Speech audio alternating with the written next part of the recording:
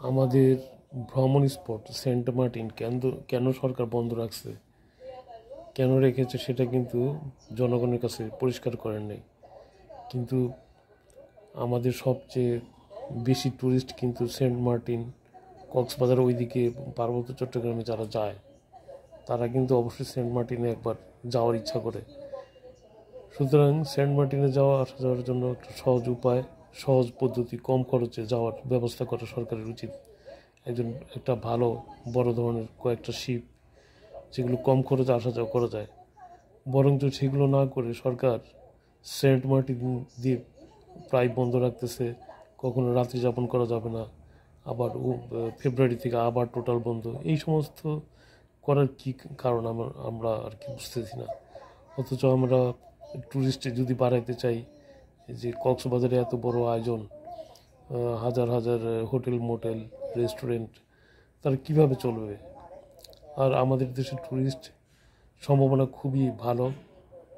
কিছু নিয়মকানুন পরিবর্তন করলে, যেমন ইন্ডিয়ান ট্যুরিস্ট আমাদের দেশে আসার জন্য অবাধ আরেকটু সুযোগ দিলে আমরা কিন্তু 1-2 কোটি ট্যুরিস্ট আমরা ইন্ডিয়া থেকে পেতে পারি। এবং বিভিন্ন দেশ, মিয়ানমার, আশেপাশের শ্রীলঙ্কা, অনেক দেশ, নেপাল, ভুটান, এই সমস্ত দেশের থেকেও আমাদের প্রচুর ট্যুরিস্ট আসবে, এদিকে চায়না, থাইল্যান্ড। কিন্তু বিষয়টা হচ্ছে যে ট্যুরিস্টরা যেখানে ভ্রমণ করতে যায় সেখানে ভ্রমণের যাবতীয় সমস্ত সুযোগ সুবিধা পর্যাপ্ত পরিমাণে থাকতে হয়। কিন্তু আমাদের দেশের ট্যুরিস্ট স্পটগুলিতে কিন্তু সরকারের কোনো রকম সুনজর নাই। এখানে তারা অবহেলার মতো ফালায় রাখছে। যেমন সুন্দরবনে যেতে দেখেন হাজার হাজার টাকা লাগে 1-2 রাত্র যাপন করতে। 10-20 হাজার টাকা লাগে। কে যাবে এত টাকা খরচ করে? সবাই কি আমেরিকায় থাকে? সবাই কি কোটি কোটি টাকা ইনকাম করে? সাধারণ যারা মধ্যম আয় কিংবা নিম্ন আয় মানুষ, যারা নিম্ন আয়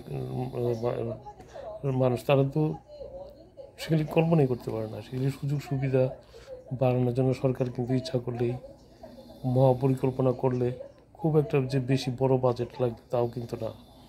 তাই আমি সরকারের কাছে অনুরোধ করব, পার্বত্য চট্টগ্রাম, কক্সবাজার, সুন্দরবন এবং আমাদের উত্তরবঙ্গে যত টুরিস্ট স্পটগুলি আছে এগুলোকে অনতিবিলম্বে সচল করার জন্য উদ্যোগ নেন।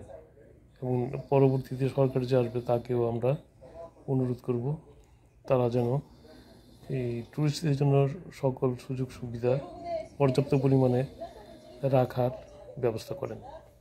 ধন্যবাদ।